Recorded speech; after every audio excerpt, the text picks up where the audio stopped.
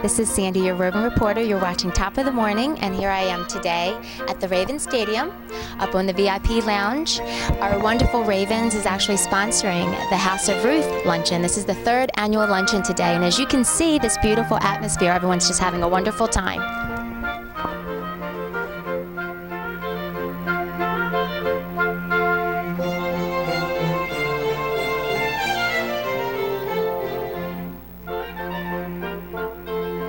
Hi guys, now I'm in the mix of everything. Right now I'm with Julie and Paul Ladd, who are with Alex Brown.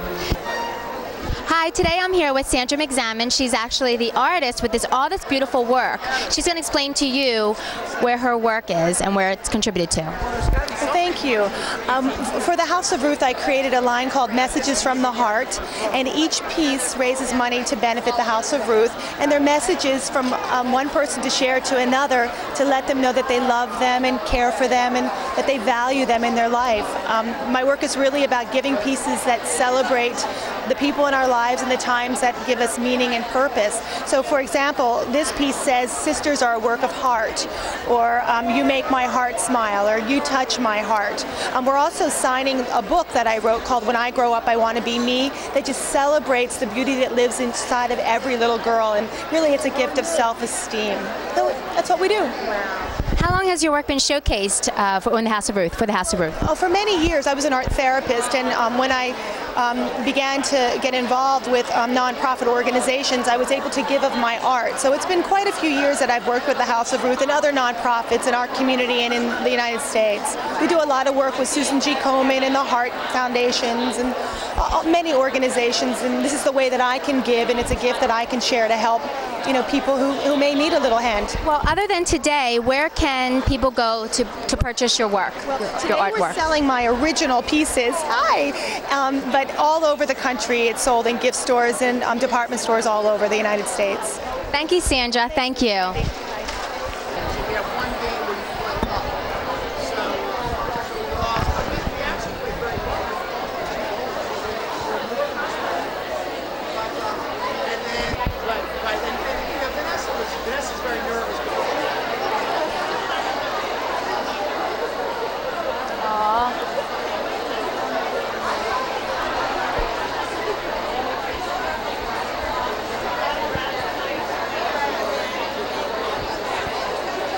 Hello, I'm here with Helen and Louise, and they're going to explain to us today what they're doing here.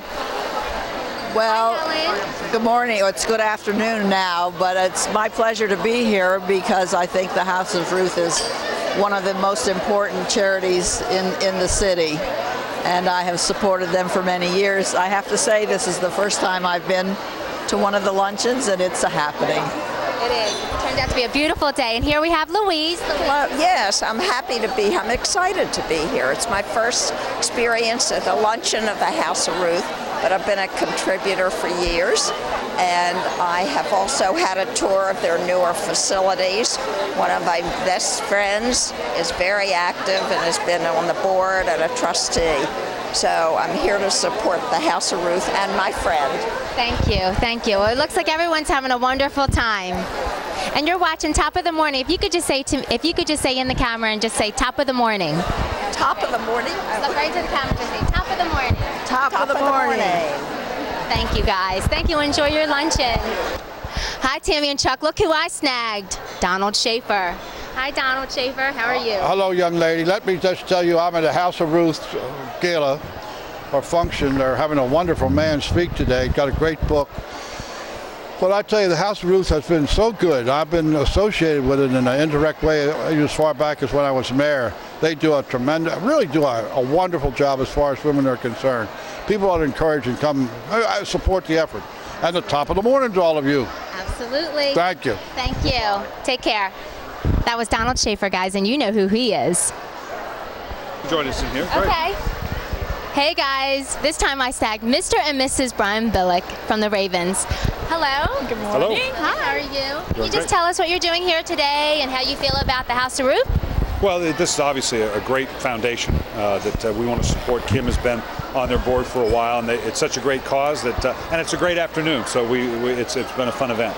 It's always fun at the Raven Stadium, especially when you're up in the VIP. Thank you. Very good. Thank you. All right, nice thank meeting you. you. Nice Enjoy to the meet rest of your lunch. Thanks.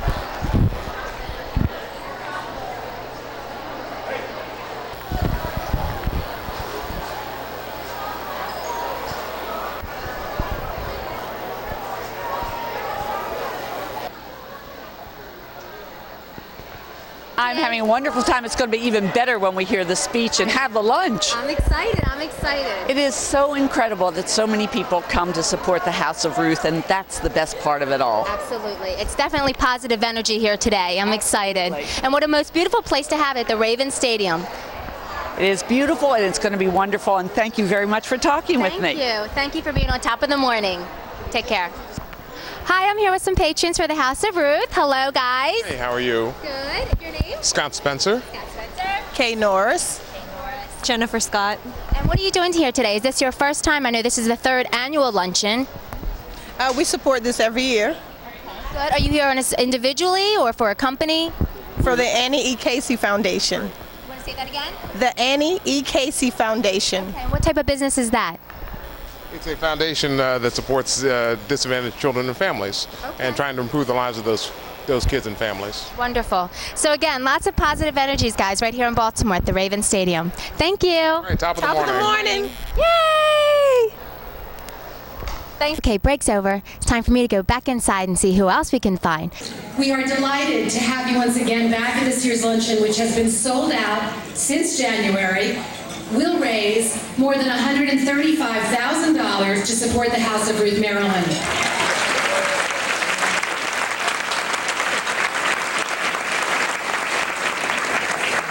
A powerhouse of a committee has worked for months to put together today's event.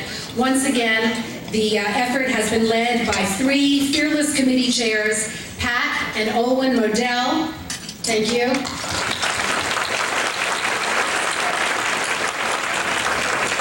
They are both of the, also of the Board of Directors of the House of Ruth, and also Barbara Brody, who is the co-chair of our advisory committee. Barbara's a little under the weather today, but we thank her once again for bringing so many of you here.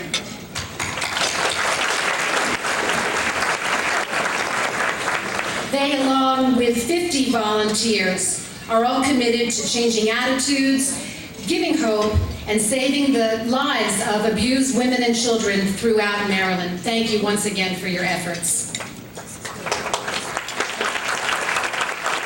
All of our sponsors are listed in your program, but I'd like to particularly recognize from the podium our platinum sponsor, Mr. and Mrs. Art Modell.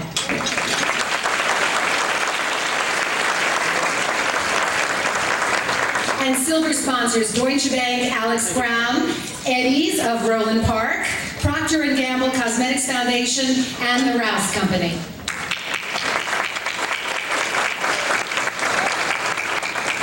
Also, I want to give a special thanks to Neiman Marcus providing some surprise gifts for you. Do not forget to pick up your bag of goodies before you leave today. It was too huge to leave at your plate, but do not forget Neiman Marcus gift on your way out. And we're thrilled to have them supporting the House of Ruth this year. You may recall that in last November's election, question 1 asked whether court commissioners should have the authority to issue protective orders 24 hours a day, 7 days a week.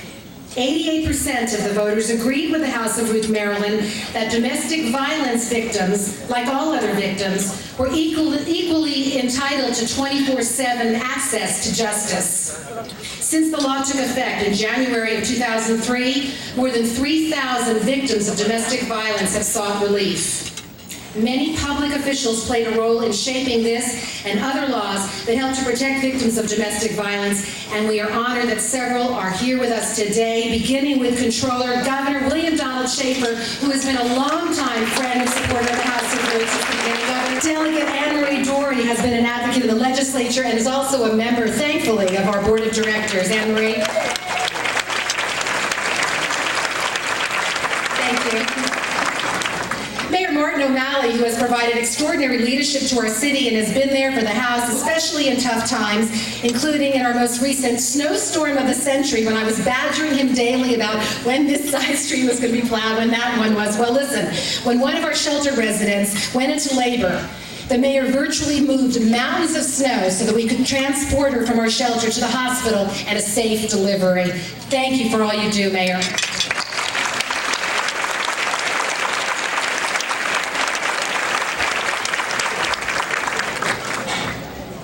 Thank you very much. It's an honor to be here with all of you, and I really want to say thank you to the House of Ruth. and the extended family of the House of Ruth. You look around at these tables and you see Governor Schaefer here, Delegate Anne-Marie Dory, but you also see some of the people that really make for the greatness of the character of our city. I want to say thank you to all of you who understand how critically important the work of the House of Ruth is. In a prior life, when I was a lawyer, I'm now a recovering lawyer,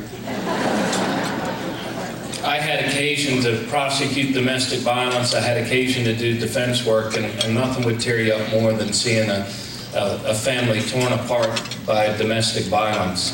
And we have come such a long way, thanks to Carol Alexander and so many that have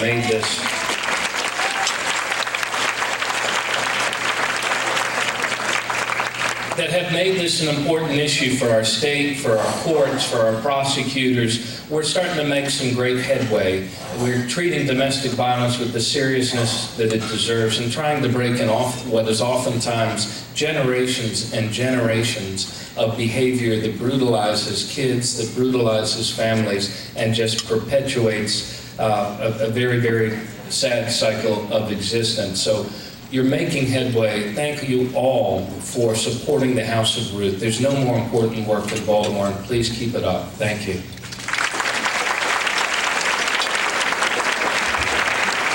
Thank you, Mayor Malik. For many women, the House of Ruth Maryland services like shelter, counseling, and legal representation can literally save their life. Please, a warm welcome to Mr. Art Modell.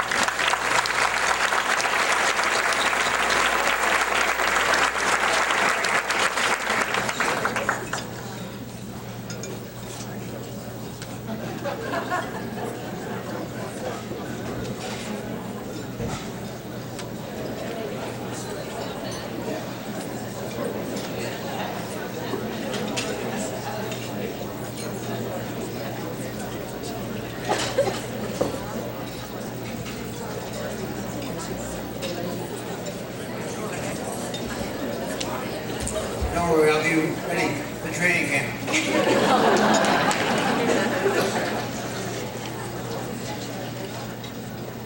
This is ideal number 3. This is my R3rd luncheon, patent mine. The 3rd sellout, extraordinary. And the 3rd consecutive Pulitzer Prize winner as our speaker. That's not me, it's everything else.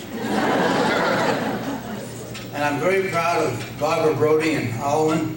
And of course, I'm Art, Pat Modell's husband. Very proud of what she has done in Cleveland, what she's done in Baltimore.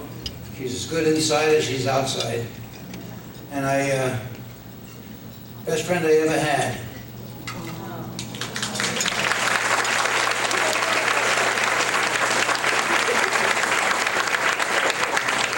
Since my Boston Bulldog ran away when I was 4.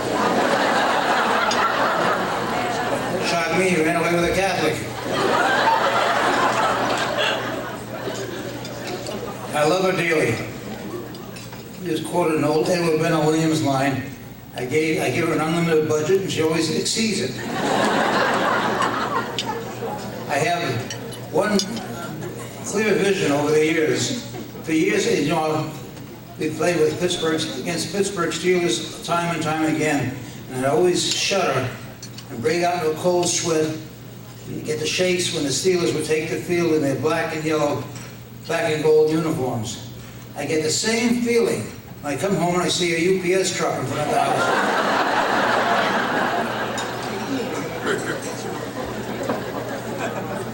Okay, babe. We had dinner last night with Bill and Connie Pitcher, and started talking about the luncheon today. I said, no, I got a few good ones that spring on the crowd.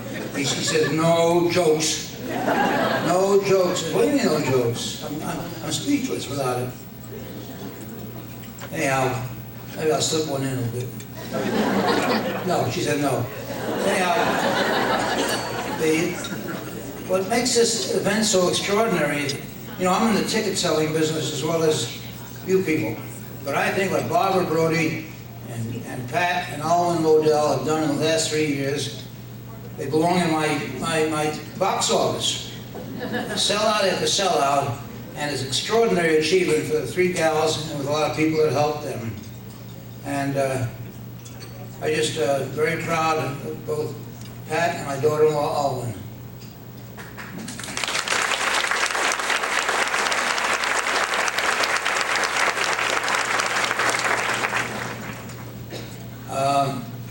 Another three is that, as I said, 3 consecutive Pulitzer Prize winners have been here. Two very good, first and second were Doris Kearns Goodwin and last year, Dave McCullum.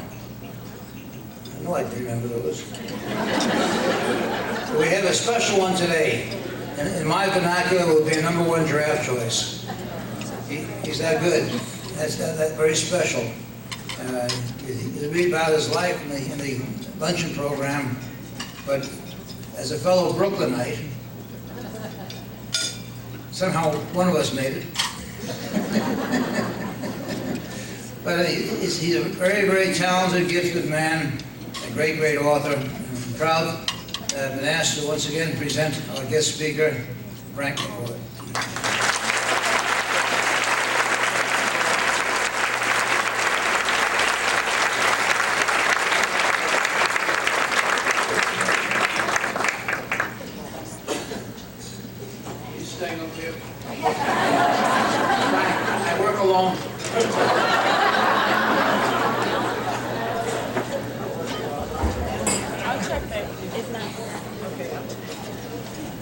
Thank you, Art.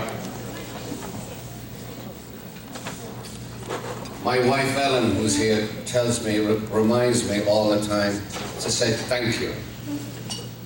And I have to remember to say thank you to all of you for the privilege of being here and for giving me the opportunity to sit next to a whole tribe of models. 2 beautiful women and 1 questionable man. And last 2 weeks ago, I was in Pittsburgh sitting with Mrs. Pat Rooney. And I suppose you know who Mrs. Pat Rooney is. She's almost as famous as the models. They own the Pittsburgh Steelers.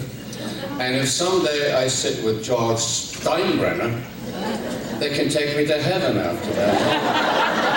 How much higher can you go? George Steinbrenner. And Ellen and I were sitting up in the bed this morning. We sit up in the bed in the morning. We were talking about baseball. She was explaining baseball to me because of Ed, we're going to a baseball game tonight. And she's going to explain the baseball game to me, which is very nice of her. She's explained football to me and basketball and baseball. And because of her, I became a fanatic Knicks fan, which isn't much good this year, but maybe I'll pick up Baltimore.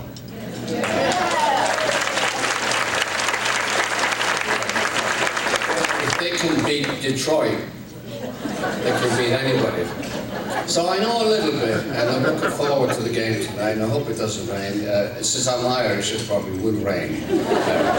At this time last week, I was in Dublin, and I was reading the paper, the Irish Times, and there was a columnist named Vincent Brown. He was talking about the way we're all getting excited over SARS. They even have it in Ireland. But it wasn't SARS at all. They thought it was a case of SARS. It was actually Legionnaire's disease. And because we're a little behind. We're trying to catch up. And the woman probably could have been saved. Oh, she has SARS, hopeless. So she died.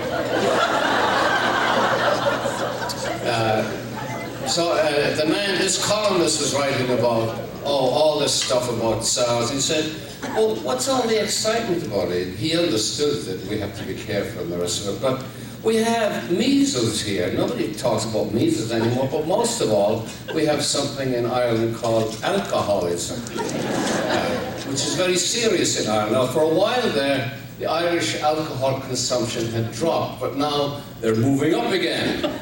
They're now number 5 in the European community. Well, we were all ashamed of ourselves because we had dropped to number 11 in alcoholism, but now we're behind. We're just below the Czechs and the Romanians and all those former third world countries, and we're catching up because 15 years ago Ireland was really economically like a third world country.